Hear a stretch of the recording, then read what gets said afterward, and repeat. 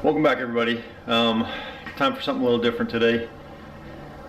It is a 3-month update on owning my BMW. It's N54 E90.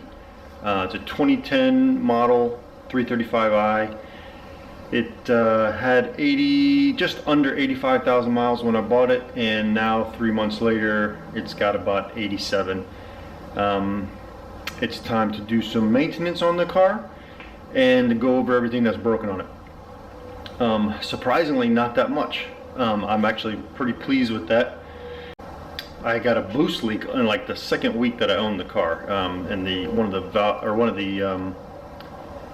of the vacuum lines was actually torn, so I replaced the vacuum lines, and I haven't had a problem since then, so that's good. Since then, a couple of other things have cropped up. I have had issue with burning oil smell in the car, and I've investigated that. It looks like the valve cover gasket is leaking, which is weird because the previous owner replaced the valve cover gasket and the PCV valve, so I'm not sure why it's leaking again, unless maybe it didn't get torqued down properly, or maybe the gasket is pinched or something is going on. But anyway, I bought a new gasket. I'm going to go ahead and replace it anyway, just because it's not that difficult, not too cheap, and it's not that expensive either, so I'll go ahead and do that today. What I'm going to be working on is I'm going to be replacing the valve cover gasket. I am going to be changing the oil, and I am also going to be replacing the serpentine belt and tensioner and the other two drive belt pulleys, just because I don't think it's ever been done, and I think it's, you know, almost 90,000 miles and the car's 10 years old. It's time to be done. It's cheap maintenance, and it's worth doing. So if you haven't done that yourself, you should probably do that as well. The only other thing that is broken on the car is there's a little plastic piece on the vent that controls the direction of the airflow. That's broken, so I need to order one of those, I guess, from the either the dealership, or I'll look online, see if there's other options around for that. The other thing is the car, if I let the car sit overnight, it has a hard brake pedal first thing in the morning, which I have done some troubleshooting and also some investigating, and it looks like what that is a little rubber gasket that sits actually down in near the brake master cylinder that allows the stored up vacuum to escape overnight, which causes that brake pedal to be hard. So sometimes if you don't push the brake pedal all the way down hard in the morning, the car actually doesn't sense that your foot is on the brake, so it doesn't start. So you have to actually push down really hard to do that. It's not a big deal, but it's kind of annoying. So I bought that part.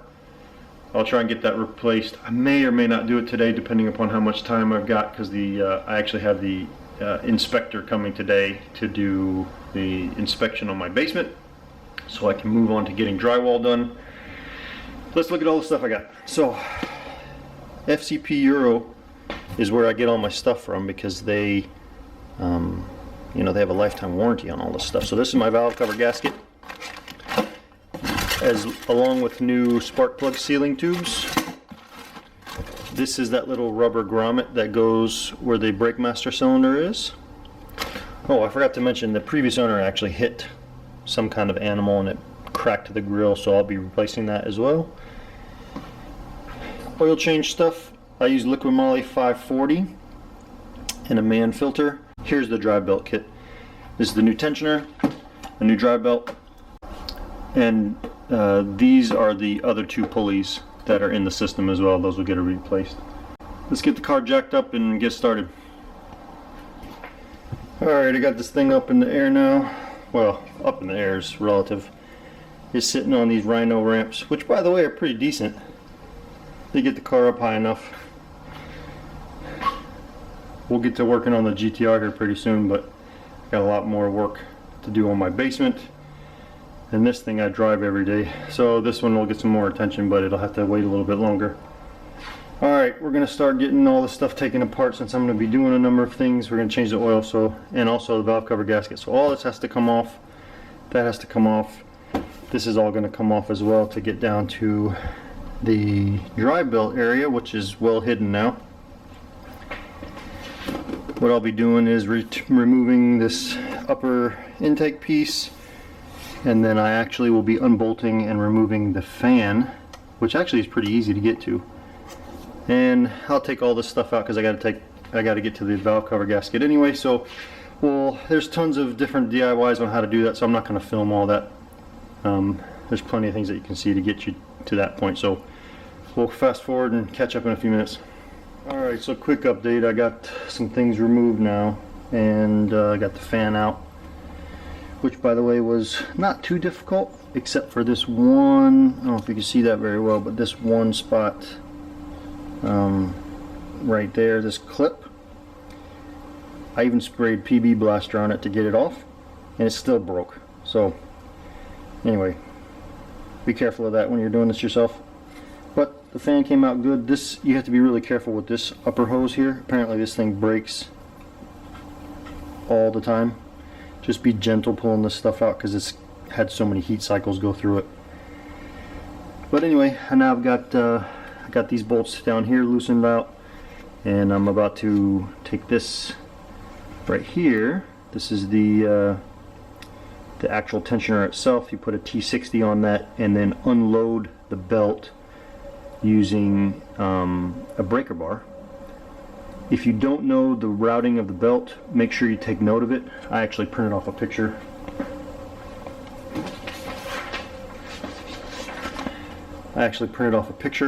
So that I don't have to take a picture of it, or that I don't have to make note of it. But this is what the belt routing looks like.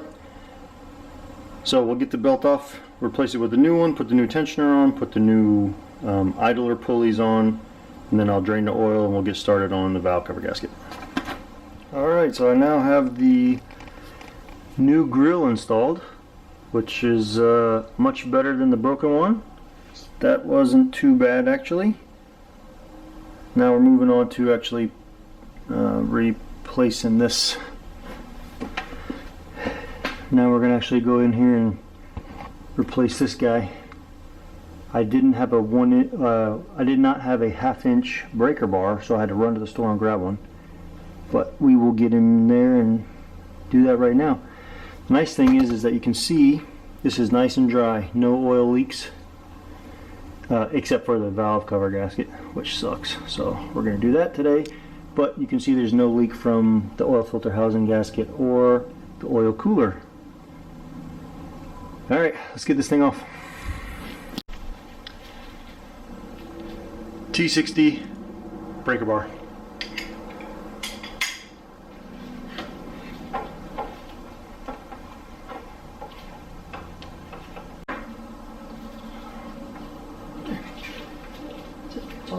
Just a little.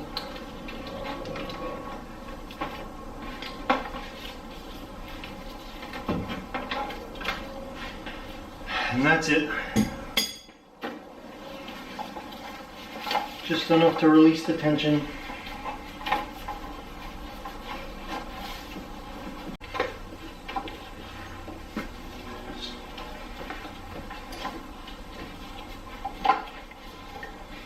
Man, things are super tight down there.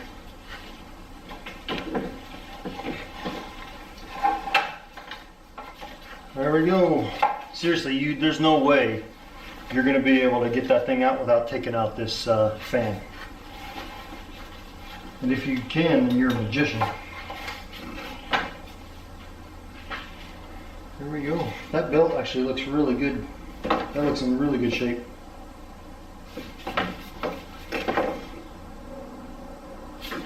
There's no dry rotting, no cracking.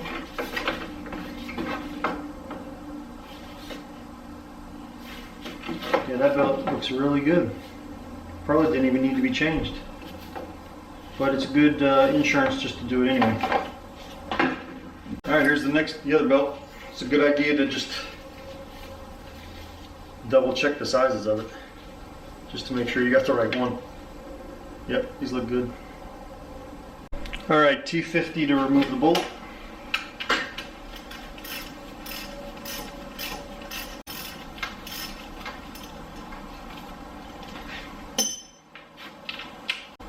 Longest bolt ever.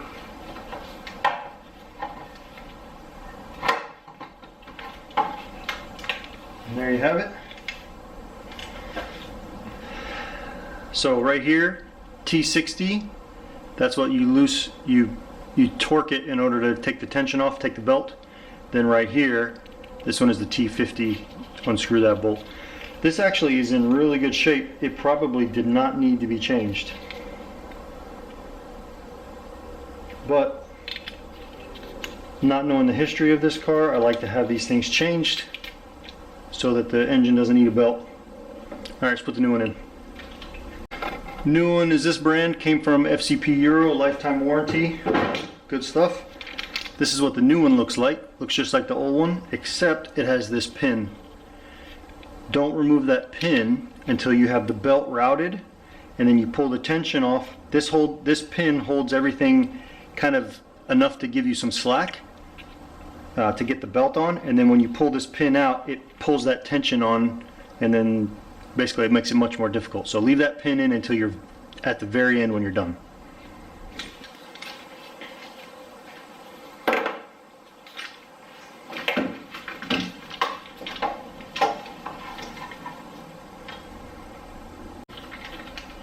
It only pretty much goes in one way. So once you, and it's tight down in there too, so you just have to make sure that you get it turned in, or get it put in there and then turn it in. It's easier if you put it in at an angle like this and then rotate it towards the block and then slide it in. Alright, so there's two other pulleys in there that you're going to replace. Like this, they have these little metal backers. Make sure, this one was actually in the box separate. Just make sure you put that on. It helps to keep dust and debris from getting into the bearing through the back. So make sure you put that on both of them. The old one has a little dust cap like this. You just pry that dust cap off down here on both of these, and then these are also T50. Unbolt them, swap them out, and we'll get them torqued down at the end. Alright, there's one pulley out.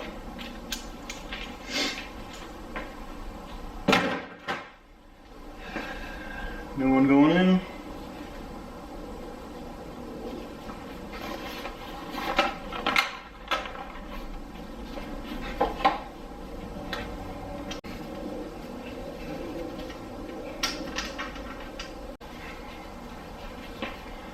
Alright, last one to come out then.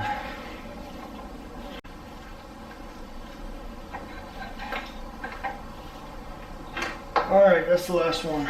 So as you can see, the old ones have these little metal shields on them too. So just make sure the new ones that you put back in have these on it already.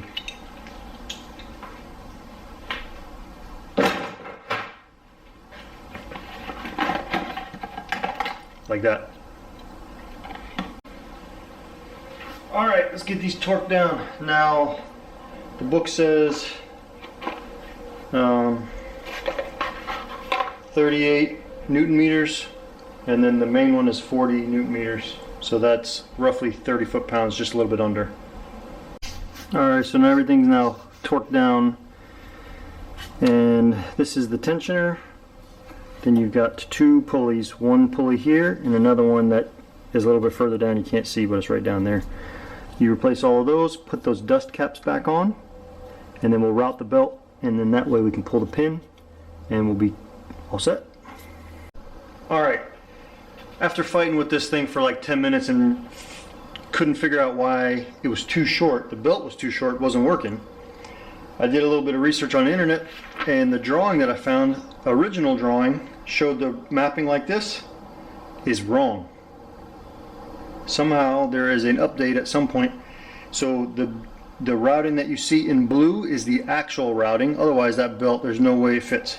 So it goes around, up and down. Instead of around this idler pulley and then this way, it goes down and then over the idler pulley. Now it fits properly. So let's pull this pin out, we'll be done.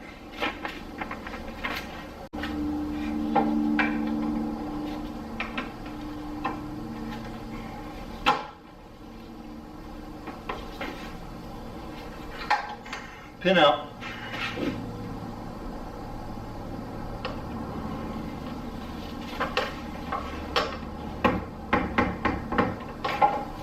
All right, now double check that the belt didn't get cockeyed after you took that pin out, and make sure it is sitting on all the ribs for all the different pulleys down there. Otherwise you have a real problem. All right, and that looks good for everything. So that's all done. All right, so now you can see the new belt is in and routed. New tensioner and all new idler pulleys, new belt. That is done. Also, by the way, while you're in here, inspect your power steering pulley. This guy down here, it is plastic, and on the early 335i's is known to hit the subframe down there and actually crack and throw a belt. They actually notched it on the later models. This is a 2010, so this is one of the later models that has the notch, but it's always worth checking because this pulley is plastic, just to see what the condition is, if it's cracked or if it's in good shape. This one still looks fine. All right, let's carry on with the rest of this work. Change the oil and then valve cover gasket.